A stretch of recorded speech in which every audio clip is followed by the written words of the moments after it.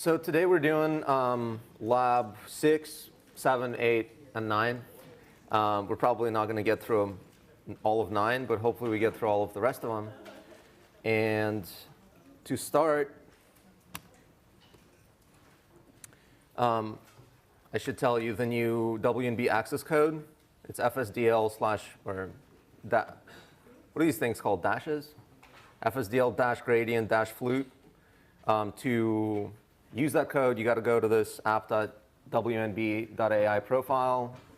And when I did it, it automatically redirected me to Hub 2. If it doesn't do that for you, and it doesn't work, just try Hub 2. But I was able to get this guy running up. So I guess I'll just get started. You really don't have to follow along. You could just watch me, but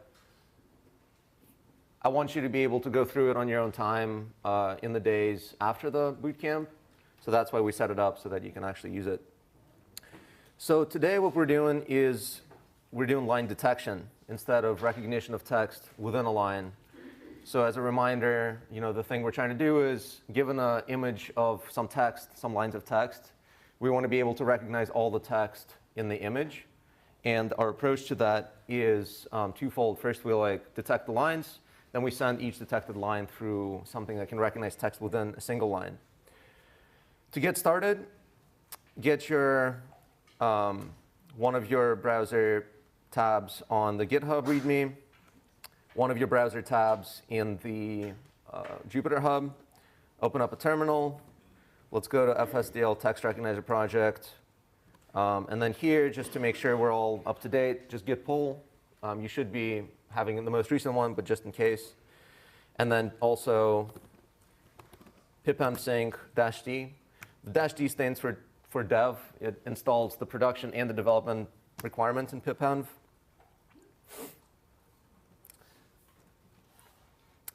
And I provided instructions here. And then after pipenv finishes, we're going to go into lab 6 solution. So we worked on lines yesterday, and we even took a look at the lines, which we can quickly do. Lab 6 solution. So we have all the notebooks so far here. And remember, yesterday where we left off is looking at some lines of text. And these lines of text are from an academic data set called IEM database, handwriting database. And today we're going to use the same source of data, but kind of package it up in a slightly different way so that we can work on that line detection task. So the first thing we want to do is actually load the IEM data set. And to do that, we can pipenv run Python text recognizer datasets IEM dataset.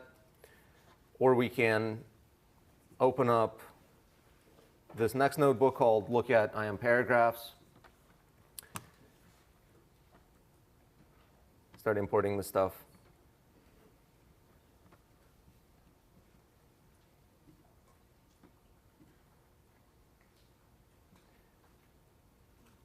I might actually switch to, I have the same environment going on a different computer, which might be faster. The WNB thing is kind of slow today. So I'm in the same place. I'm going to go to lab 6 solution. Open up notebook, open up look at IEM paragraphs. So I can load the IEM data set. And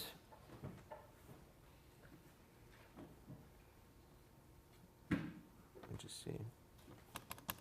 OK, there we go.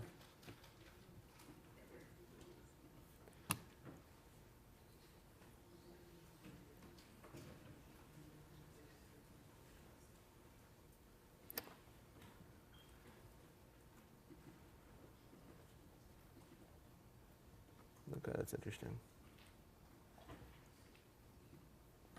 Let me really quickly do something else here.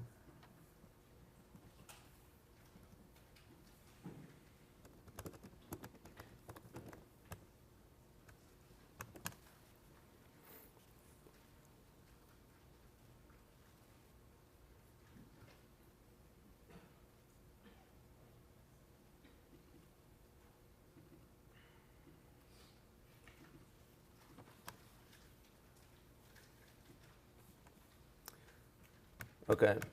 There might be a bug right now that doesn't actually download the IEM data, but I have it in here. So essentially, in the IEM folder here in data raw IEM, we have two files to start with. One of them is a README that just kind of describes the data set. There's 657 writers. There's some pre-processing that I did before I uploaded this version to S3. There's information about the data split they suggest. And there's also a link to a site that kind of describes the data set. So this is nice to have just for data provenance. And there's a file called metadata.toml. Toml is just a format, kind of like JSON, a little nicer because you can put comments in here. And it kind of looks more like code. So the metadata toml specifies the URL at which to download kind of the raw data file, the file name to which it should download, and the SHA hash that we should be able to compute from this data set once we download it. And then kicking off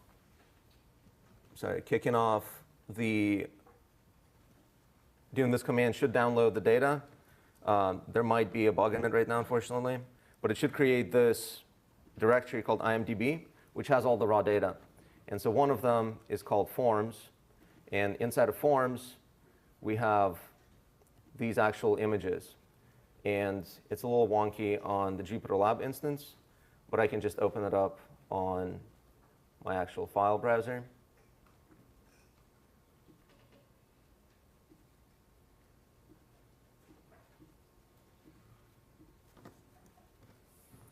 So this is what they look like. They're kind of like sheets of paper, kind of like the ones we filled out yesterday. And it has different handwritings and different prompts. And so this is the raw data. The annotation for this data set lives in XML files that kind of look like this, where each line is annotated. So here's a line. Within each line, each word is annotated. And then you also have some information about the text that's inside of the line. So this is really all the data we need to either extract lines for testing or for training a text recognizer, or extract the line regions for training the line detector. And that's exactly what we do in this lab. So in here, we load the IEM paragraphs data set.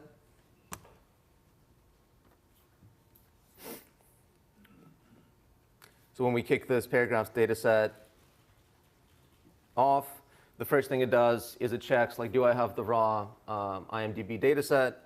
If I don't, then it starts downloading it. Takes just a minute. And then afterwards, it's going to load the annotations. So it has all the images. It has the XML annotations. It loads the annotations in a way that is actually usable by us. And this code is in text recognizer data sets, IEM paragraphs. So in IEM paragraphs, the first thing we do is actually load the base IEM data set, which loads the metadata toml, knows where to extract the actual files, and then simply downloads the files. And then kind of all it needs to know is how do I get the strings, the text within each line, and how do I get the region of each line. So it has this two properties, line strings by ID, ID being like the name of the file essentially, and line regions by ID. Get line strings, it just extracts it from XML.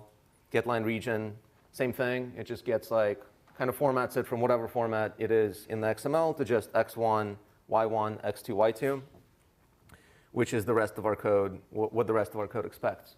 And then the IEM paragraphs data set, so it loads this IEM data set because that's the source data, the images. And then it loads or generates data. The way it knows to load the data is essentially it checks in the directory that it expects to have data, does it have enough? So if the source data set has, let's say, 1,500 images, then I should have 1,500 line crops or whatever I need to train. And if I don't, then I'm going to kick off the process. And the process is just essentially load that whole page, and then maybe resize it, understand where the line region should be, and then write out two files. One of them is an image that's ready to go into the training that has the handwritten text. And then one of them is an image of the same size that has the ground truth. And what that looks like is right here. On the left, we have the crop. Maybe I should close this. On the left, we have the crop of the actual part of the page that has the handwritten text. And on the right, we have the ground truth. And the ground truth we were able to obtain just because we know where the line region is. So there's three labels in the ground truth. And black is background, gray is label 1, and then white is label 2. So why are there three labels instead of just two labels? This is a decision they made, but why do you think we made it? So when looking at this file, for example, sometimes the line regions that were annotated on this page are overlapping, right? And if they were all labeled like right here, these two regions are different lines, but they're actually overlapping. And so if I both labeled them as, if I just had two labels, as in background and line, then I wouldn't really know whether this is one line or two different lines. And so for this reason, we just did a simple trick of labeling alternating lines with different labels. And this is the kind of thing that you might face as you look at data. Like, we really are trying to train just a line versus non-line detector, but the way we're going to do it is by actually introducing this third class. Another choice we could have made is actually label each one with a different integer. So this would be 0 is the background, 1 is the first line, 2 is the second line, 3 is the third line, 4 is the fourth line. So that's another thing we might have chosen to do. The reason we decided not to do it is because it seems to introduce additional complexity. It doesn't actually help us. Yeah. Should we expect the same behavior or the same knowledge in our neural network? Should we expect that? Yeah, so this is the ground truth. So this is what we want our neural network to learn. But what if we get like all the same lines but labeled as a single class? Then our neural network is not fully accurate, and the lines are correct, but the labels are because they use a single label. We can cross that bridge when we start training. But yeah, basically, what we want to do with the way we want to detect lines is kind of a two-stage process. The first is we want to label every pixel that belongs to a line. And then the next thing we want to do is essentially just crop out connected components of pixels that belong to a line. So instead, the input is an image. The output that we actually want down the line is like a list of regions, like x1, y1, x2, y2. But the way we're going to get there is go from an image to this kind of pixel-wise labeling. And then with a very simple image processing trick, we're just going to crop out the connected gray components, connected white components. So that's the idea behind our line detector. Do you guys have questions about why we're choosing to do it that way versus generating regions directly? Yeah, actually, I'm a bit confused. So the labels won't be on each of the individual boxes and a list of those? That's not what the labels are? Yeah, so the task we're actually trying to do is go from an image like this to a list of regions, like x1, y1, x2, y2. That's a region. And then there's some number of regions in the image. We don't know how many regions there are. Some images are going to have one line of text. Some images are going to have 20 lines of text. So if we want to train a neural network to output a list of regions, we kind of have two choices, right? One is that we decide on a max list of regions that the neural network is able to output. And then the neural network has to learn to output the first line in the first place, the second line in the second place, and so on. Or we could kind of simplify the problem a tiny bit and say, well, actually, if the neural network gives us something like this, then it's just a straightforward image processing step after that to get out the regions. Because all I have to do is essentially look at all gray pixels and find their contours. It's a standard computer vision thing. And then look at all the white pixels, find their contours, and I have my list of regions. So the reason I think it's nice to do it this way is because the problem is a little bit simpler. The neural network doesn't have to learn to output a list of things of variable length. All it has to do is do a pixel-wise labeling. That has always a fixed length. And then after it has a pixel-wise labeling, it's just mechanical for us to actually extract the regions. Yep. How about the coordinate mapping? The, you're saying, should we include like the x and y coordinates as part of the feature? Yes. Is that what you're saying? We could. We don't do it in our solution here, but we could. Just that instead of all the pixels, if this is like segmentation. Sorry, you're saying. So just the coordinates, I give my label as x1, y1, x2, y2. Yeah, so that could be one version of the ground truth. So like we could have made the choice in our model, we have a line detector model, where the input is this image, and then the output is a list of like coordinates. And that's a valid choice, but the choice that we made is instead the input is an image, the output is an image that segments the input image into alternating lines. And then if we have that and it's accurate, then we just literally like CV2.find contours on 2 different types of pixels, and we have all the regions. So I guess I want to stress that I think it's important as you're like modeling your problem to think about what you know the network can easily do.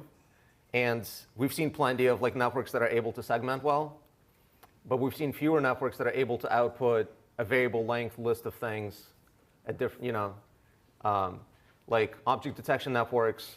The way they usually work is they break up the image into a grid, and then within each grid cell, it's a simpler problem like, is there an object in this grid cell? And then where is the object in this grid cell? They don't actually output a variable length list of objects just using some sequence model. They break it up into a grid. So I think this is a common trick where you have a problem that you may not know how to solve end to end, but there's a part of it that you do know how to solve end to end. And so here the part of it that we know how to solve end to end is segmentation.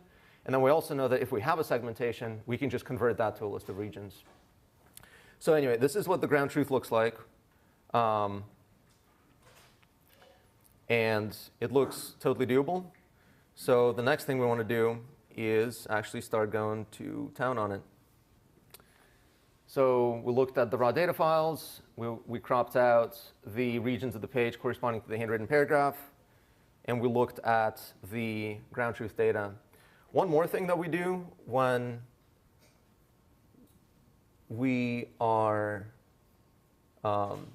processing this data, remember the code is in data sets, IEM paragraphs.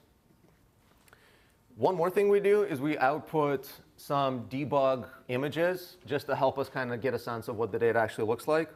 And we output those into data/interim/debug crops. So we can go to data. Sorry, I'm getting confused with all the notebooks I have. Where's the one that actually ran it? OK, yeah, data, interim, IEM paragraphs. And then we have debug crops over here.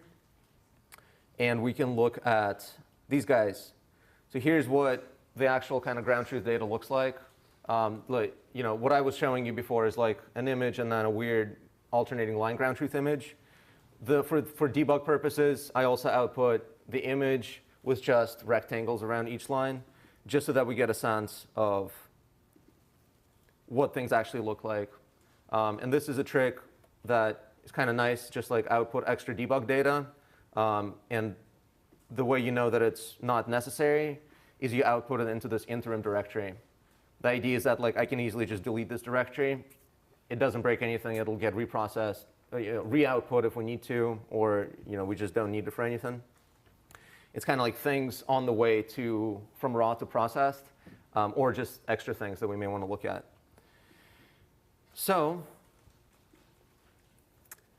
when we want to train this data, we're going to have a line detector model that's responsible for loading the image, loading the ground truth, and then loading the network. The network that we're going to use is going to be described in the next section. But for now, what I want to say is, we only have about 1,000 images like this to train on, and they're all pretty centered. So there might be some artifacts due to the location of the data that the network will learn, unless we take some steps to mitigate that. And a great step to mitigate all kinds of bias in image recognition training is data augmentation. And so data augmentations that we can do is we can load the ground truth image and then stretch it horizontally or stretch it vertically or rotate it a tiny bit, move it around, change the contrast, maybe even flip it, maybe flip it upside down, whatever makes sense for the task that we're doing. So I wanted to show what that actually can look like. So Lab 6 solution, notebooks. So we're going to load the paragraphs data set, load the line detector model, and just skipping ahead past the trained stuff, I want to show the data augmentations. So we just load a batch of X and Y, so X being the images, Y being the ground truth images from the paragraphs data set. We are going to run these batches through this augment batch function that belongs to our line detector model. We'll take a look at the code in just a second. And we get an augmented batch of input, augmented batch of output. And this is what it looks like. So we can kind of see that we're rotating a tiny bit. We're mirror flipping this way. We're not flipping upside down because I think that's out of scope for, I don't think users are going to be taking pictures upside down of their text. So we don't have to train for that. But overall, I just wanted to give you a sense of what the network is actually going to see when it's training. The actual training is specified in model's line detector model. So we have the data augmentation. We got width shift, height shift, whatever. When we initialize the line detector model, we also initialize this augmenter. The loss that we're going to use is categorical cross entropy. Because that's perfectly fine, we're going to be taking an image, outputting essentially a pixel-wise labeling, where each pixel is going to have a category 0, 1, or 2, background, even line, or odd line, or even line. The optimizer, we're actually not going to look at any metrics. We're only going to look at loss when we're training this one. But if we did want to look at metrics, it would be categorical accuracy. Here's the augment function. And then we have a predict on image and evaluate. So this is pretty standard stuff. And there's a lot of things that are kind of hooked up behind the scenes because we're inheriting from model. So that's where stuff is starting to pay off. So when we actually train, we use the network that we call fcn.py. And the basic idea is that we call it an FCN, a fully convolutional network. It was like a important paper in Vision that applied convnets for segmentation for the first time. But the original FCN was essentially taking I'll just show you so the input comes in, that's the image. This is the original kind of FCN type of architecture. This specific one is called UNet. So you conv the image. Now you use padding equals same. So that means every time you conv the image, you get an output that's exactly the same size as the image. So you do that a couple of times. But then what they do is they max pull down to a smaller size. And then they conv it with more channels. They max pull down to a smaller size. They conv it with more channels. They do that again. They do that again. And then by the time you're here at the bottom, essentially, all the information you need to do a pixel-wise labeling of the image is kind of encoded in this big vector. And then you start upsampling it again. And they use an upconvolution, which really just kind of generates 2 pixels for every pixel that it's seeing in the input. And so you upconv it back out to get the same size image as came in, but now the image is densely labeled with the type of class that is at each pixel. What we do is something similar, except we don't max pool or upsample. We use something that's called dilated convolutions. And that's a pretty simple idea that just, like this is a standard convolution, a 3x3 convolution, looks at 3 adjacent pixels in the image. This is a 3x3 convolution with a dilation rate of 2, which means that it's looking at every other pixel in the input image. And then this is a 3x3 convolution with a dilation rate of 3, so it looks at every third pixel in the image. And essentially what this is doing is as you convolve over your image with a dilation rate, you keep seeing more and more of the image as you increase the dilation rate. So it's just a way to get to the same spot, which is to be able to convolve, always have the same size output as the input, but after a few convolution layers, each pixel here has actually seen the whole image on the input. So that is the main trick. And so the reason, let's look at this once more. So the reason that we want to see the whole image when we're labeling a single pixel is because, let's say we're labeling this pixel right here, right? We need to label it as either background or odd line or even line. And we might know that it's a line and not background, but how can we tell that it's an odd line or an even line? The only way to tell whether it's an odd line or an even line is actually to see all the lines, right? Because then you can count and know which one you are.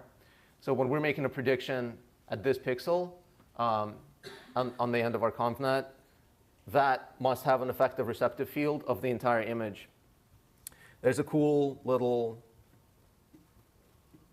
calculator for receptive fields. When you're working on convnets, you can just search for like convnet receptive field calculator. But essentially what it is like, let's say you're doing 3x3 convolution with a 3 dilation rate. So the first convolution layer, each pixel in the output layer has seen a 7x7 area in the input layer. But then we're going to do another convolution with the same parameters. And we can keep doing that. Now let's say after we do 6 of them, at the output, the pixel has seen a 37x37 area of the input image. So that's fine, but it's not really scaling up as fast as we want.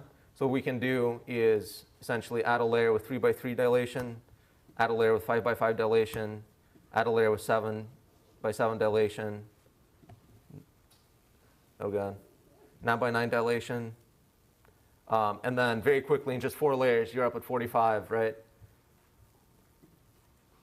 And so this is just something that's useful when you're doing convnets. You have to think, what does this pixel have to know to make a prediction that it's supposed to make? And if it needs to see certain things around it, then you can actually eyeball it and just look at, let's say I want to predict here, like how much do I need? If all I need to know is whether it's a line or background, I maybe only need like a little square around it. But if what I need is like, is this an even line or an odd line, I actually have to see the whole image. So this is just something to keep in mind. So how does this network work? Actually, let me just show you the network real quick. So the network is in text recognizer, networks, FCN. So one more thing we use is a residual convolutional block. The residual just means the input that's coming into the convolution is also going to get added to the output of the convolution. And this is a nice way to not have a vanishing gradient as you train. Yeah, so what we do is we have a bunch of convolutional layers. Each one has just 16 channels. It's a 7x7 convolution. And then it has a 3x3 dilation rate at first, and then a 7x7 dilation rate later. We just stack them all up. Each block is just a couple of convolutions, nothing fancy, no dropout, and nothing like that. And then let's see how it worked. So in text recognizer, sorry, notebooks, look at This one's called Look at Line Detector Predictions. Line detector model. There's already a trained model in your folder because you're in the solution folder. And here's a little plot. So this is the input, this is the ground truth, and this is what our model is able to predict. This is all in the test set. So I'm looking at just like 5 first images in the test set. So it actually learned to do it pretty well. You can see that, it's not going to, like, this label is a rectangle around this line, but this line is actually not a rectangle. It might be kind of squiggly and going up and stuff. And so our ConvNet is kind of more responsive to that. It's not going to produce like as nice of a rectangle.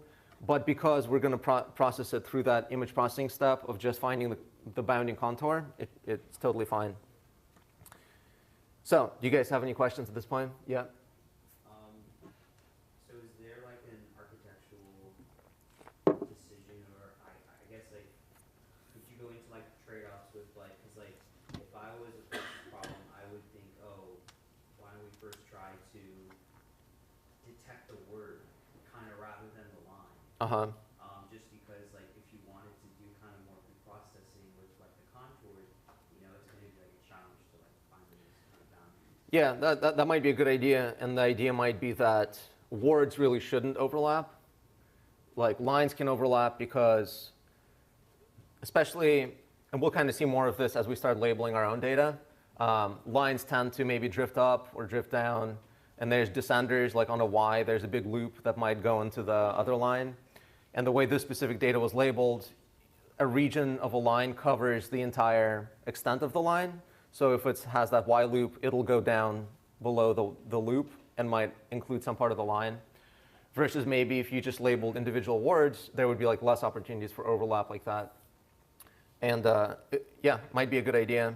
And IEM Data Set actually gives you word bounding boxes. I guess the reason I thought might as well just do lines is because it also seems like the lines are pretty clean for the most part, and it's just extra work to like detect each word. And then if we want to add to this data set by labeling some of our own data, because this data set is only like 1,500 images, and we just generated like 150 more yesterday, then I don't want to have to annotate every single word. I just want to annotate lines. But we'll actually get to that in a few minutes. Yeah? It seems like labeling is critical here in the sense of how you draw your boxes. Mm-hmm. Is that the case? Like, was your algorithm like the lowest point in one line, the lowest and highest point in the line to choose a rectangle? The algorithm given to the labelers? Yeah. Let's actually delay discussion of that until we start labeling this data, because that's coming up. Let's see what else we want to do in this lab 6. OK, so it looks like we have pretty good results from this pixel-wise labeling of the input image. And then the next thing for us is to actually combine the line detector model that we just trained and the line text recognizer. It's actually called line predictor in the code base, which, given a line, will detect text in it. So we have to combine those two models into essentially one that can take an image of this form and then output actual text, right? So we do that in text recognizer / paragraph text recognizer.py. It's going to load both models, find the line regions with one, and then crop out parts of the image corresponding to each region and send it through the other one, and then concatenate all the text. So this is in paragraph text recognizer, so let's open that up. Text recognizer, paragraph text recognizer. So it takes an image, returns all the text in it, segments the image. OK, sounds good.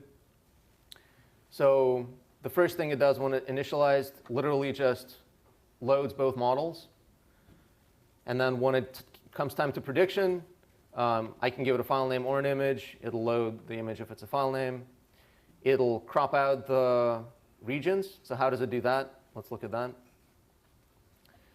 So here, we essentially prepare the image for the line detector model, which involves, like, I can give an image of any size to this particular model. But if it's a huge image, we're going to run out of memory in applying the convolution to it. So what we're going to do is just kind of scale it down to just the size that is pretty close to what we trained on. By the way, what we trained on are 256 crops, 256 pixel wide crops. And I guess I want to mention one more thing. When we generated this data set, I made a decision to make the input images square. So it's 256 by 256 pixels. Because we're just doing convolutions with padding equals same, it actually, like, the dimensions totally don't matter. It could be any dimension at all. Everything is totally invariant.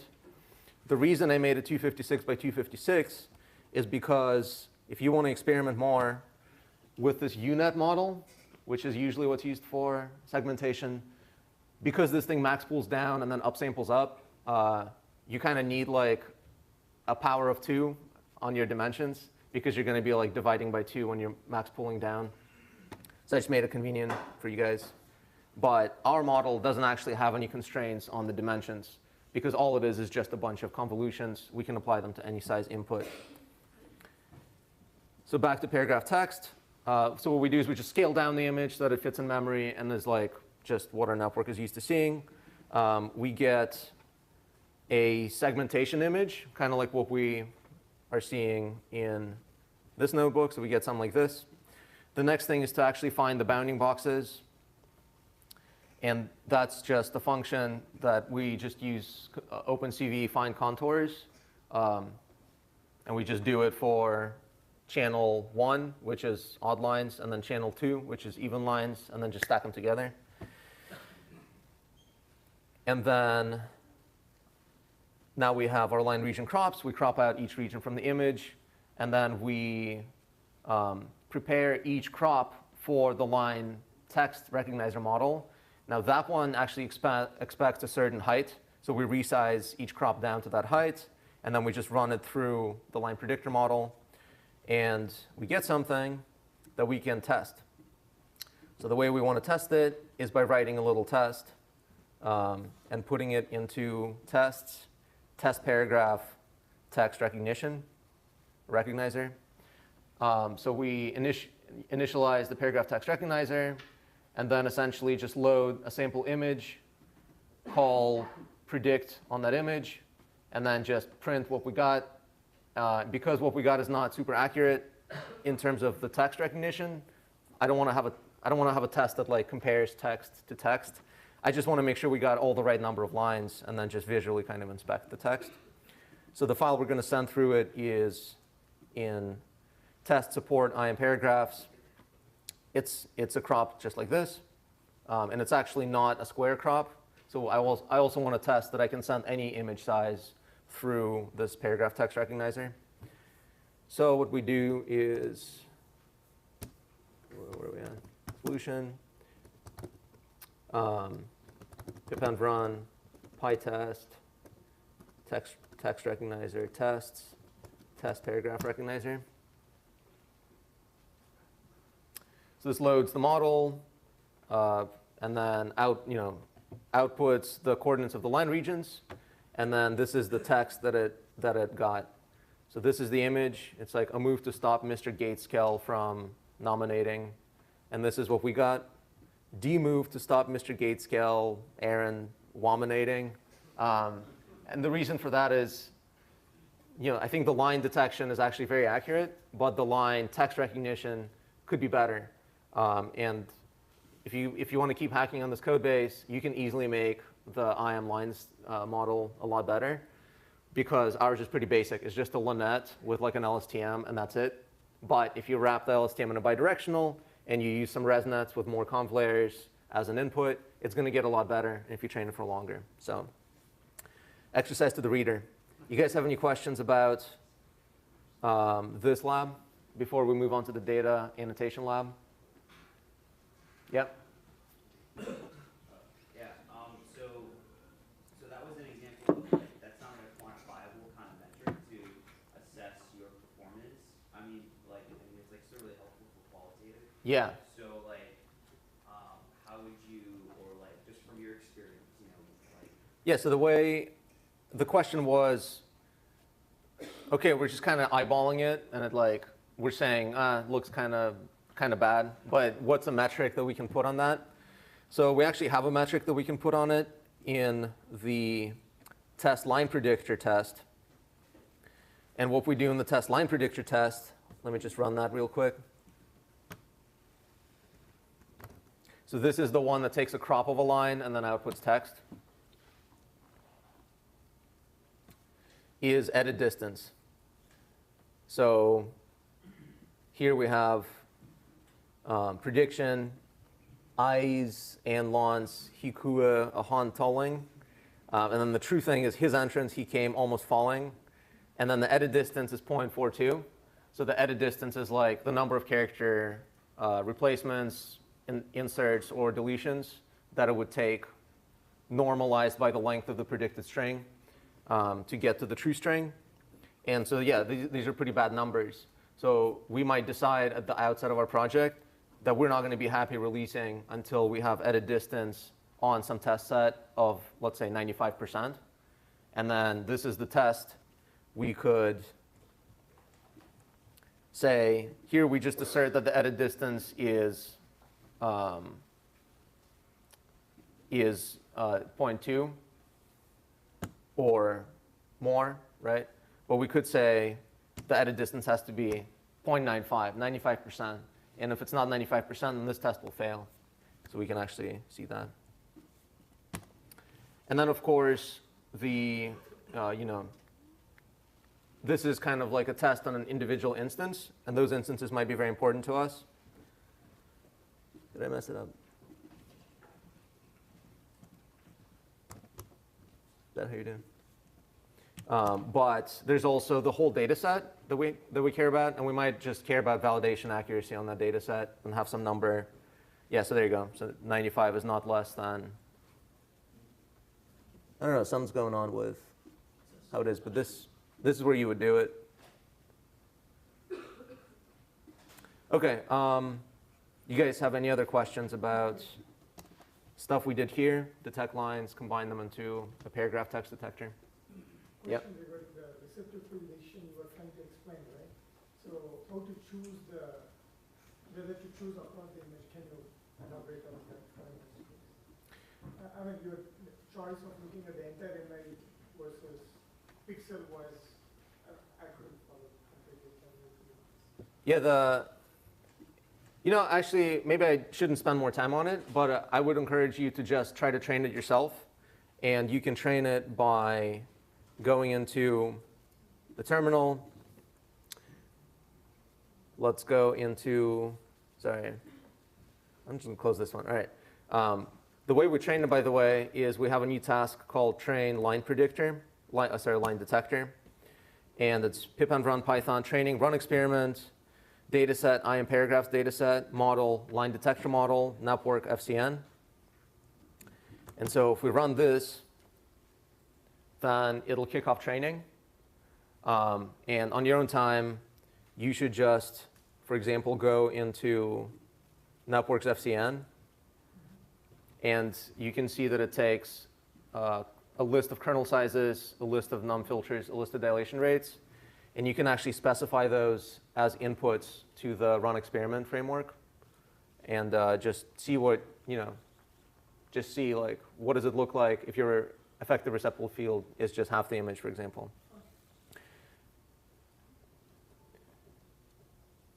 Oh, yeah. See if that works.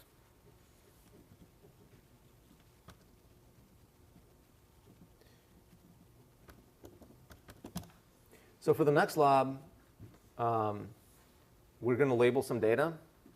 This is lab 7, data labeling and versioning. So in this lab, we're going to annotate the handwriting samples we collected yesterday, export and version the resulting data, and then interface to the new data format, download the pages, and then just kind of look at them. We're not going to train on them. So for data labeling, as you remember from lecture yesterday, there's a bunch of companies and software that you can use. And I advise people to not build their own stack. So we're not going to build our own stack. We're just going to use something called Data Turks, which I don't know how active it is as a company or project, but it just fulfilled our needs here. I'm not endorsing it as the solution. It's just something that worked for us for this lab, but it doesn't seem like 100% great, but it'll work for us.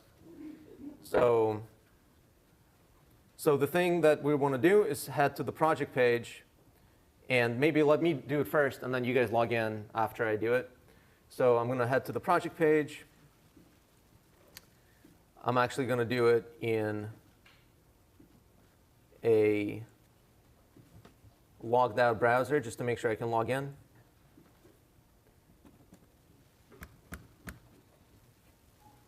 So I get to the Sergei Karyev FSDL handwriting project. It's a public project, so you can see it. There's 4 HITs, human intelligent tasks. It's the term of art for like a labeling unit. 1 of them is skipped, 0 of them are deleted, and there's 120 total. So that's what we got to do today. And I can look at the data, but I can't start tagging until I log in. So what I'm going to do is click login, and it's going to be annotator at fullstackdeeplearning.com. We're all going to log in with the same credentials. And then the password is going to be March 2019. So I'll log in. I have access to this project. And then I can actually start tagging. So watch me do it, and then do it yourself. OK? So start tagging. I see one of the images from yesterday. So what I did last night is I scanned in the images that you generated, and then uploaded all the images to the service. So now they live on here. I can zoom out. I can change the brightness level. I can change the saturation. I don't know what that does really. Contrast. And this is, the idea is like, maybe there's a setting that's good for this data source. I think for now, for us, it's actually fine just at 100% for each, except for maybe zoom. And then I'm able to step through the different datas. So let's start with this one, for example. So this one looks pretty good. The lines are nice and straight and well separated. So I'm going to zoom in. And then I have one entity that I can tag. It's called a line. So I click on the line. And the type of annotation I can do is either polygon or rectangle. Let me see if I can. All right. Hopefully you guys can see it, but basically there's a polygon or rectangle. And I'm going to do rectangle for this one. So rectangle, I click on one part, and then I click on another part, and that sets the box. And then I can do that again. Click on one part, click on another part, click on one part, click on another part. If I mess up, I can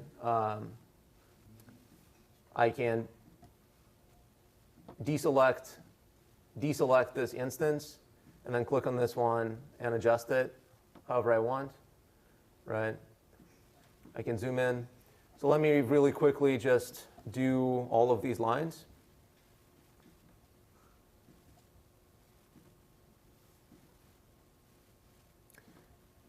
So notice I'm not giving you instructions on how to do it. That's kind of intentional right now. And then once I have all the lines, I want to annotate what text is inside of them. So here I just click right on this little triangle, click add note, and then just type what I see. So concrete concept, period. Save. Add note for this line. Signifies. OK, so this is interesting, right? There's something that the I don't know what to call it. The subject wrote and then crossed out. Now we could decide in our annotation, is it important to us to care about stuff that's crossed out? If it is important to us, then we could decide to have a convention for annotating it. So we could have like something like this, right? Or some special character like, I don't know, 2 ampersands or something. And then, so every time we see anything crossed out of any length, we could just mark it like that, and then keep going of an abstract or. We could also decide that it actually doesn't matter to us that it's crossed out. Like, our model will not be able to know whether something was written and then crossed out. It'll just skip over it, right? And let's just decide to do that. So, students, yeah, so what I'm going to annotate is just signifies understanding of an abstract or. And I'll just keep going like this. So I can see what line I'm on by pressing this little eyeball. I can click here, hit add note, and represents whatever. So you guys get it. I want to do another one real quick, which is this one. So how the heck am I going to annotate this one?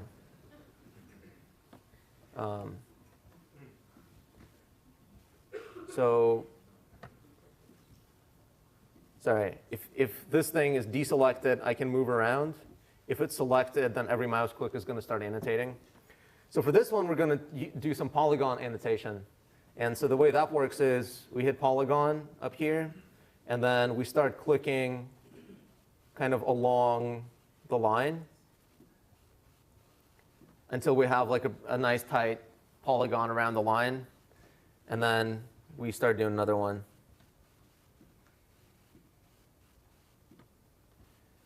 So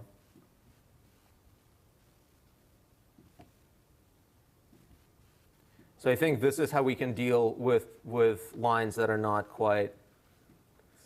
All right, so we can undo. There we go. So here we can get like pretty, relatively tight bounding boxes, and this is what we can do. And then similar, same idea. We can still annotate the text in them, saying a real function by systematically choosing. So I think these are the project guidelines. Draw a rectangle around each line of text, capturing the full extent of all handwritten marks in a line as fully as possible without the box becoming unreasonably big. It's pretty vague, and I should also amend it with notion of a polygon annotation. But let's just give it a shot.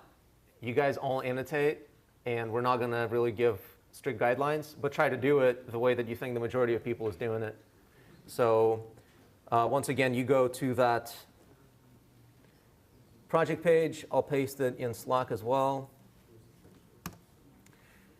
And then password is March 2019. And it's annotator at Full Stack Deep Learning as the login, March 2019 as the password.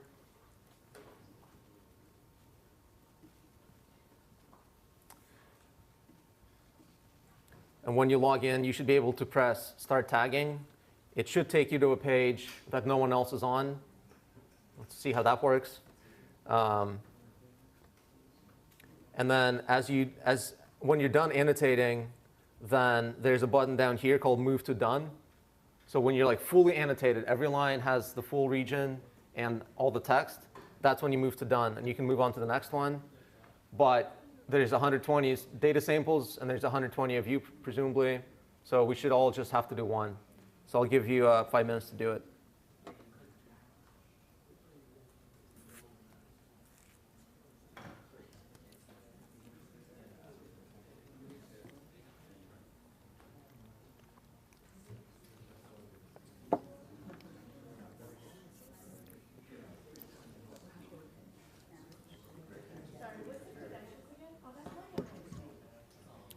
Say it again.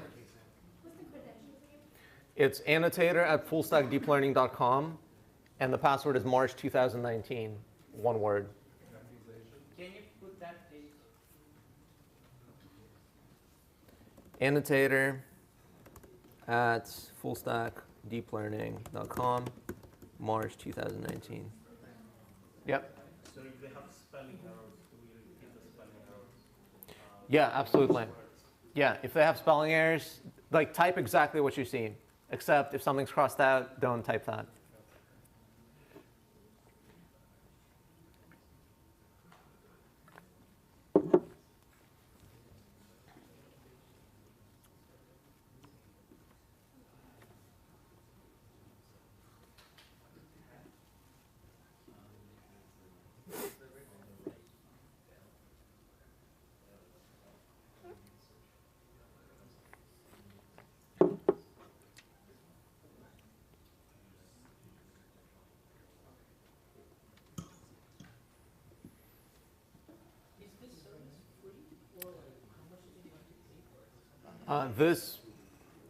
It's free for public projects.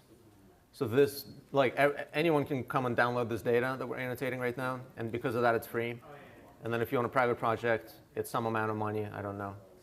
But I'm not endorsing this particular service. I don't know if it's good. I haven't decided, but it's just good for this free annotation.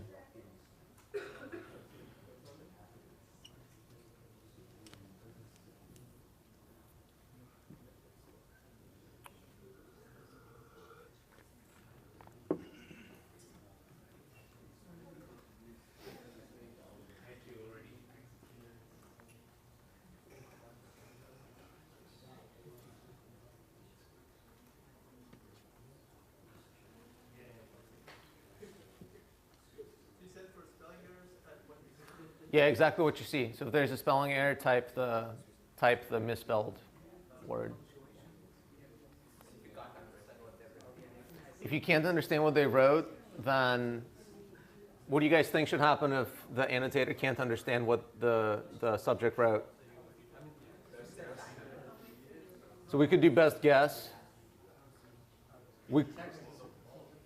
What's that? You could use the text above and read it, but do you want your network to? Yeah, I think there's a good question, which is, if I can't read what the subject wrote, what should I annotate? And there's kind of two choices, I think.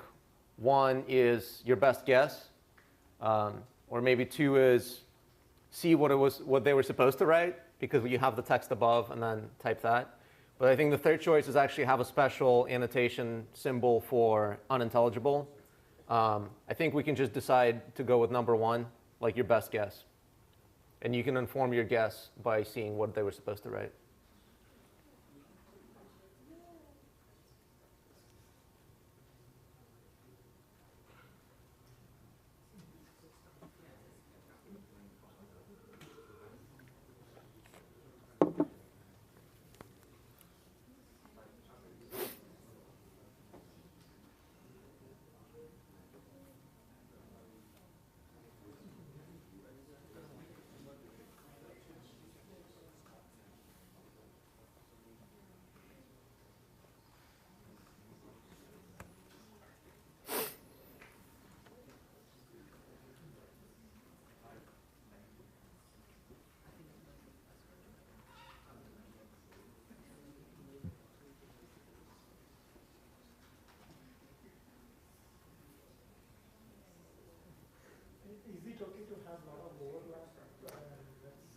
If there's no way around it, then there's no way around it.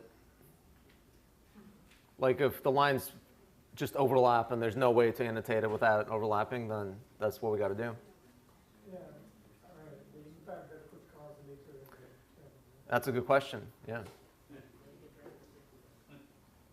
Yeah, we want to annotate the data without thinking about the model that's going to be trained on it. I think just the most faithful representation of the data. And then later we can change our model to deal with curved lines and stuff like that. Yeah. So there's when you're tagging, you make a line or a polygon, all right, whatever. And then when you click on it, it creates this line. And then down here, you say add note, and you type what you see.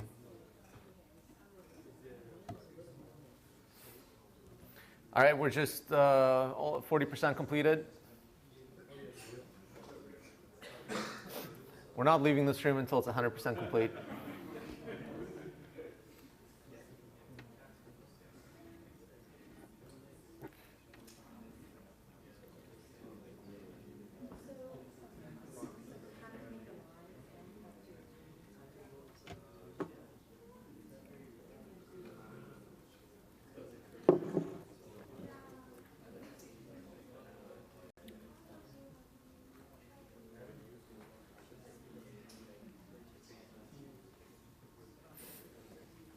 %45 complete.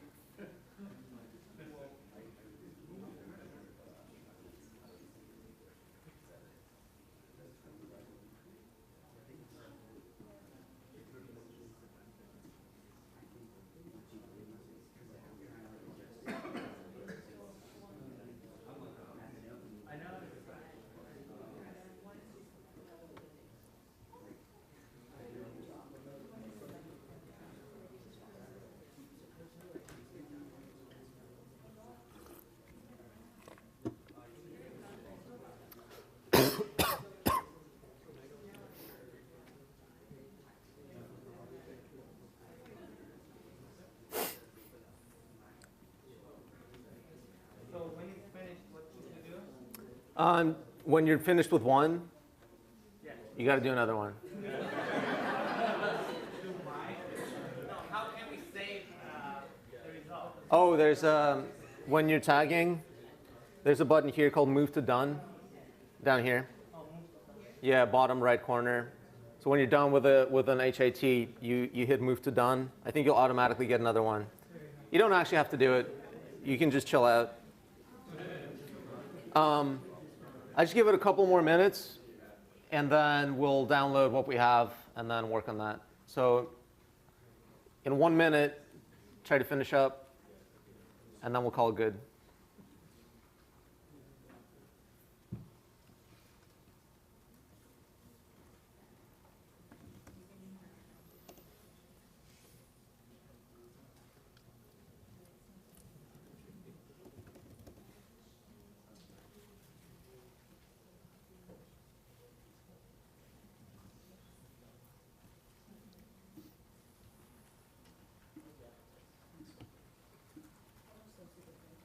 What is another annotator for labeling tool for images?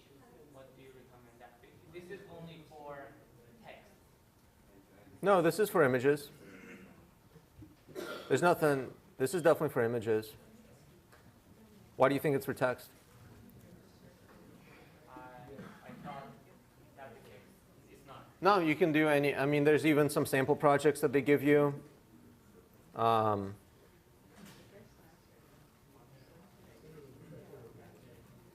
Like this, annotating cars,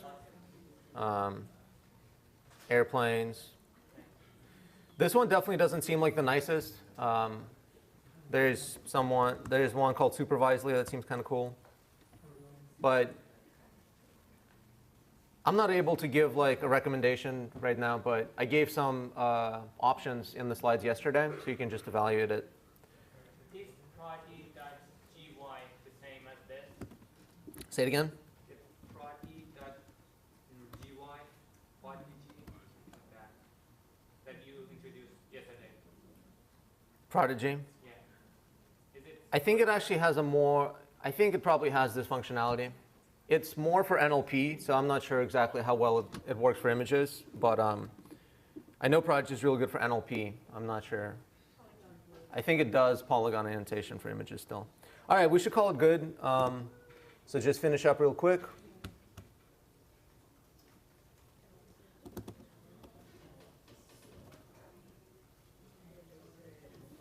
Okay, so let's say we are done, because I don't want to keep you guys from lunch. So the next thing we want to do is just real briefly just look at how people annotated. Oh, wow, it's 99% complete. That really happened really quickly. So, oh, sorry, this is the demo project. Never mind. We're 75%. That's pretty good. So here's some annotations that people did. This one looks good. I can check. There we go. Reflects an excitatory connection. Go next. This one's unannotated still. OK, this one has a bunch of polygons. Some of them are not very tight. Like this one doesn't cover the thing. So by the way, what I can do is I can also start tagging. And I believe I can reject. So I can look at done HITs, and I can evaluate them. So I can like look at the notes, look at the quality of the annotation, and then I can evaluate it. So I can say, is it incorrect or correct? Like, do I, as the annotator manager, agree with this annotation or not? And so let's say I agree with this one. So I marked it as correct. I can go on to the next one. I can mark this one as correct. But then this one is not complete. So someone marked it as complete, but it's not. So I'll mark it as incorrect. And I can requeue it. So that means it'll go back into like the incomplete HITs.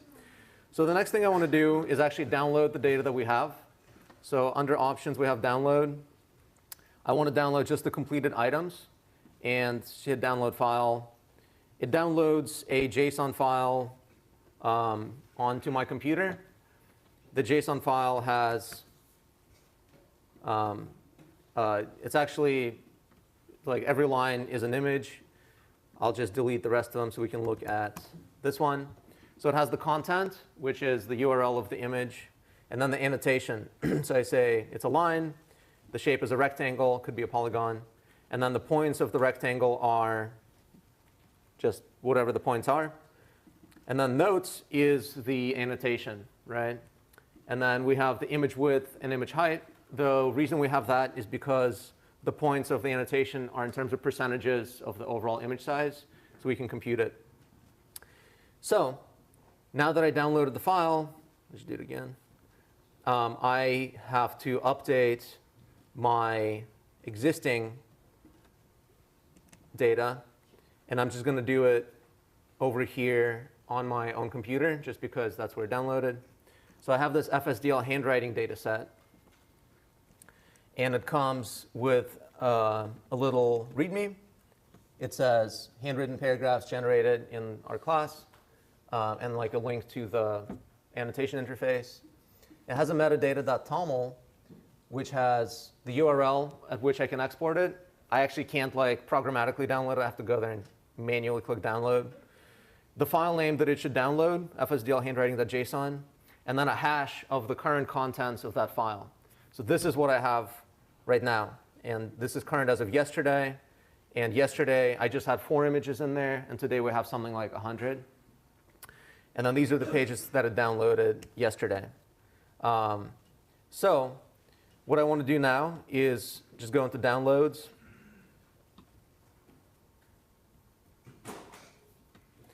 Take this JSON file and replace the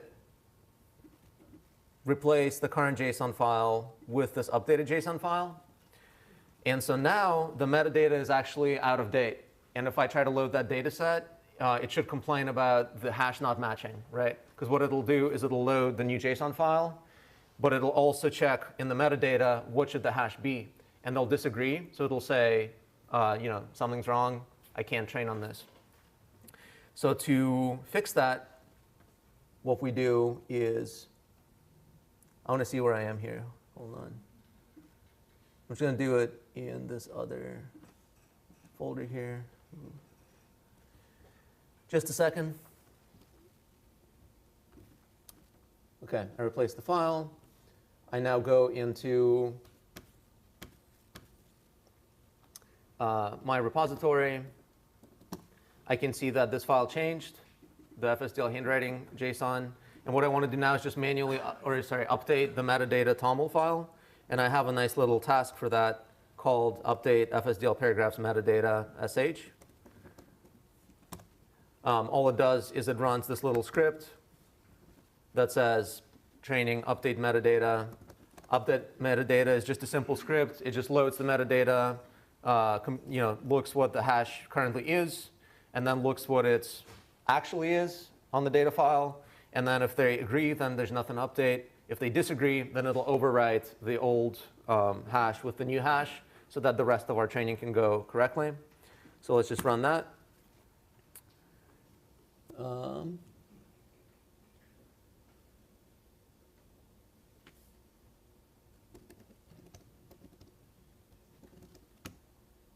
I changed it from,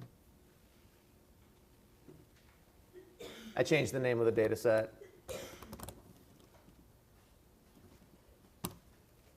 OK, so updating metadata SHA-256. And then the next thing we can do is actually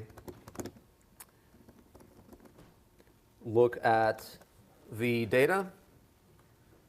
So I'm going to get another notebook going. Notebooks. Look at FSDL handwriting. Let's load this up. So this is the FSDL handwriting data set. There's a loader generate data. What it'll do is it'll not work. OK, it looks like there's an annotation in there that is not correct. So let me just really quickly fix that. It's the FSDL handwriting data set. It does this thing where it opens the file name, that list of JSON files, and it tries to load all the files. So I think we'll just kind of add like a try and catch thing over here so that it doesn't break. So let's see. Extract ID and page data. So we can just, I think, wrap this guy in a little sep thing. And I think this should actually probably work. OK, so now it loaded the data. It downloaded the pages. And now it's kind of ready to go. And then I can look at some of the pages that we downloaded. Or sorry, what I do now is I load one of the pages from this data set. And then I extract the line regions. And then I just take a look at what the line regions are. OK, so this one's pretty good. I can look at a different one. So let's say 2. OK, so this is an annotation that someone did that's bad. So I should go back into the interface, find it, mark it as bad. Does the code take into account polygons or something? Yeah, so the code does. It'll just draw like a minimally enclosing bounding box around a polygon. So this one's new. This is one of you guys. It looks pretty good. So now we have a little more data. Let's look at another one. OK, so yeah, it's, oh, wow. So when it comes to training on it, I'll resize them all down so that they're all the same height. So all the words are roughly the same. Let's keep looking through them. So this one's interesting, right? Like the line is kind of angling down, and maybe it was annotated with a polygon. But because our current model is not capable of handling polygons, what I do when I load this data is I just draw a rectangle around the polygon. And because of that, it includes some part of this other line. And this isn't actually so bad here, but it can get pretty bad if the handwriting is really slanted. So let's kind of take a look at. That's actually pretty good. Oh, and then by the way, I print the text as the title of the thing. So it's kind of hard to see, but like what the data source has a lower probability value. It's pretty good, pretty good. But really, annotating is a lot of quality control because, OK, and here's something that was definitely a polygon annotation. And because we can't handle polygons and we do that minimally enclosing bounding box, we have a lot of another line in this image. Now, the annotator didn't include the text here, unfortunately. But the label for this thing would be long history with several waves of major innovations. But the thing that the network would actually see would include a lot of other text. And so here, our network might be able to accommodate itself to it, or it might not. I'm not totally sure. If it's not, then we may want to add something like attention, where it can learn to look at the middle line if it has multiple lines in a given image. So just to go back and close the loop on the data update, I can now see that there's a couple of files that changed. Just look over here. The JSON file itself changed. And interestingly, you don't see the JSON here. You see this kind of thing. So this is what git LFS does. So we use git LFS for storing JSON files because, yeah, JSON's text, but it's a lot of text. It can get unwieldy. And so what we actually do is we track all JSON files in git LFS, which means that what Git sees is this kind of file that says, OK, git LFS is tracking it. The SHA is this. The size is this. And it's uploaded somewhere in S3. I have my own kind of tracking system. So git LFS is essentially doing what we're doing, except programmatically. We're doing the same thing. And we actually have the same hash. 720d6 ends with 180. 720d6 ends with 180. But we do it in our own metadata TOML file. The question is, why do we do this kind of double accounting of the data?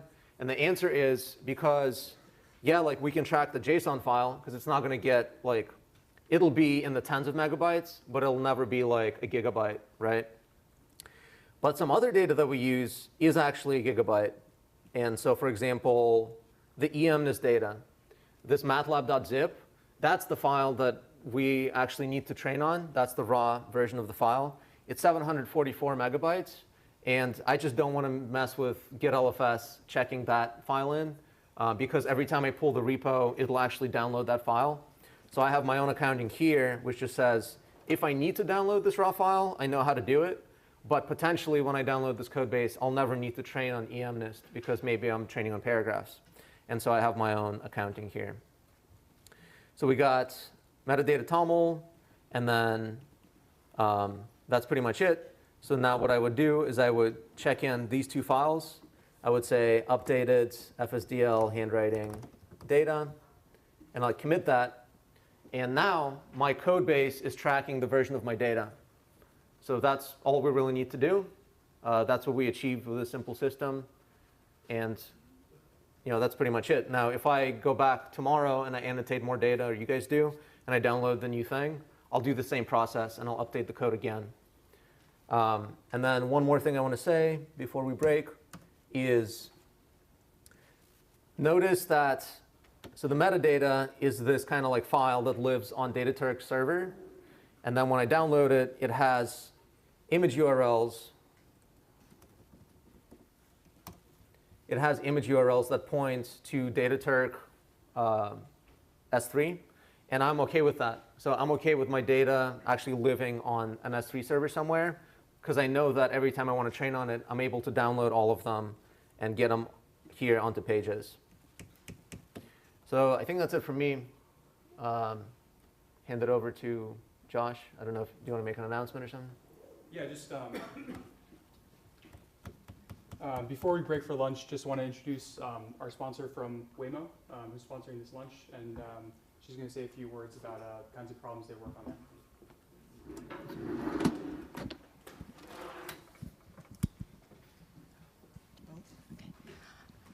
Hi, I'm Wei. I'm an Eng manager at Waymo, leading the Planner ML team. As you know, machine learning plays a very important role in self-driving car technology, from detecting various types of objects on the road to understanding or predicting the behavior of vehicles and pedestrians, to even determining the safest and the most efficient trajectories for the self-driving car to follow. Because of the nature of the self-driving car domain, we do not only care about the majority and average cases, but we also care a lot about the extremely rare and long-tail scenarios. And this makes our machine learning problems super challenging. We need our machine learning models to be super robust and can capture various different types of certain uncertainties. As a engineer working on machine learning for many years, I feel personally very excited about the new challenges and the open-endedness of this domain.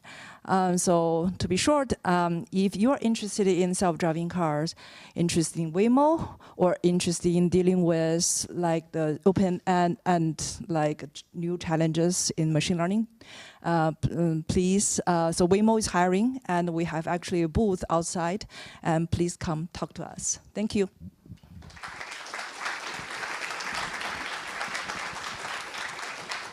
All right, now it's lunchtime, and we'll meet back up here at 1.